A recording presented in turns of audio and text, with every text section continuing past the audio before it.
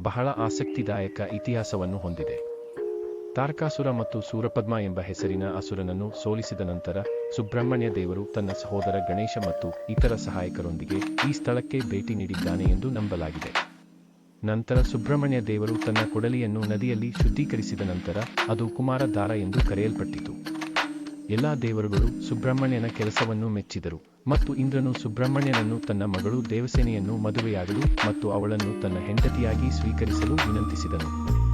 ಕುಮಾರ ಪಾರ್ವತದಲ್ಲಿ ಬ್ರಹ್ಮ, ವಿಷ್ಣು ಮತ್ತು ಮಹೇಶ್ವರ, ಶಿವ ಮುಂತಾದ ದೇವರುಗಳ ಸಮ್ಮುಖದಲ್ಲಿ ಮಂಗಳಕರ ವಿವಾಹವು ನಡೆಯಿತು. ಮತ್ತೊಂದು ಪೌರಾಣಿಕ ಕಥೆಯೆಂದರೆ ಶಿವನ ಕಟ್ಟ ಅನುಯಾಯಿಯಾಗಿರುವ ವಾಸುಕಿಯು ಸರ್ಪರಾಜನಾಗಿದ್ದನು. ಗರುಡನಿಂದ ಹದ್ದು ದಾಳಿಯನ್ನು ತಡೆಯಲು ಸುಬ್ರಹ್ಮಣ್ಯದ ಬಿಲದ್ವಾರ ಗುಹೆಯಲ್ಲಿ ಅವನು ಧ್ಯಾನ ಮಾಡುತ್ತಿದ್ದನು. ಭಗವಾನ್ ಶಿವನ ಸೂಚನೆಯಿಂದ ಸುಬ್ರಹ್ಮಣ್ಯ ದೇವರು ವಾಸುಕಿಯನ್ನು ಈ ಸ್ಥಳದಲ್ಲಿ ಶಾಶ್ವತವಾಗಿ ನೆಲೆಸಲು ಅವಕಾಶ ಮಾಡಿಕೊಟ್ಟನು. ಆದ್ದರಿಂದ ವಾಸುಕಿಗೆ ಸಲ್ಲಿಸುವ ಯಾವುದೇ ಪ್ರಾರ್ಥನೆಯನ್ನು ಸುಬ್ರಹ್ಮಣ್ಯ ದೇವರಿಗೆ ಸಲ್ಲಿಸಿದ ಪ್ರಾರ್ಥನೆ ಎಂದು ಪರಿಗಣಿಸಲಾಗುತ್ತದೆ. ಈ ಪವಿತ್ರ ದೇವಾಲಯಕ್ಕೆ ಭೇಟಿ ನೀಡಿ ಸುಬ್ರಹ್ಮಣ್ಯ ದೇವರ ಆಶೀರ್ವಾದ ಪಡೆಯಿರಿ.